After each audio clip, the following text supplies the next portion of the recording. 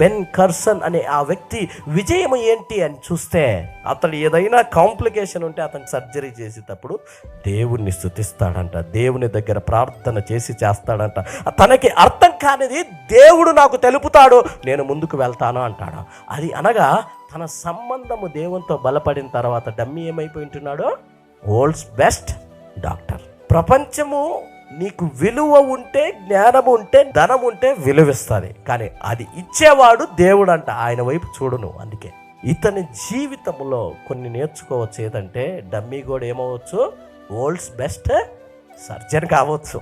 విలువలేని జీవితాలు కూడా దేవుని దగ్గర నీవు పెట్టగలిగితే నీ జీవితాన్ని మట్టి బుర్ర అని ఈరోజు అన్నారు కదా, ఆ బుర్ర ఆపరేషన్ చేయటానికి ఆ మట్టి బుర్రే పనికొస్తుంది.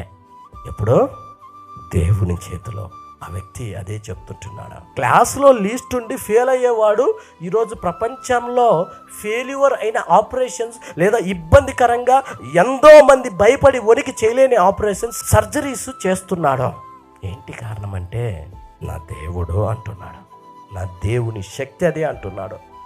దేవుడు అలా నడిపి ఏంటి నుంచి వచ్చి ఉంటున్నాడు? తినటానికి లేదు. సరే తినటానికి లేదు, చదువు ఇక్కడన్నా ఏమన్నా ఉందంటే ఇక్కడ కూడా ఏం లేదు. స్కూల్లో పేరేంది? డమ్మి. ఏమిటికి పనికిరాడు, ఇంకంతే, ఖాళీ డబ్బా, బతుకు వేస్ట్.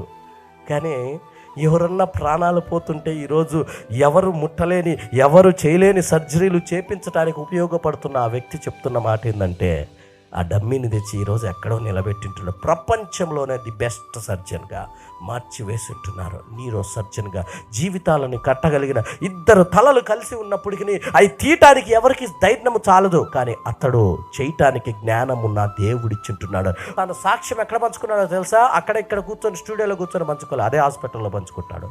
ఎందుకంటే సిగ్గుపడనయ్యా, నా దేవుని గురించి నేను చెప్పేదానికి అంటున్నాడు.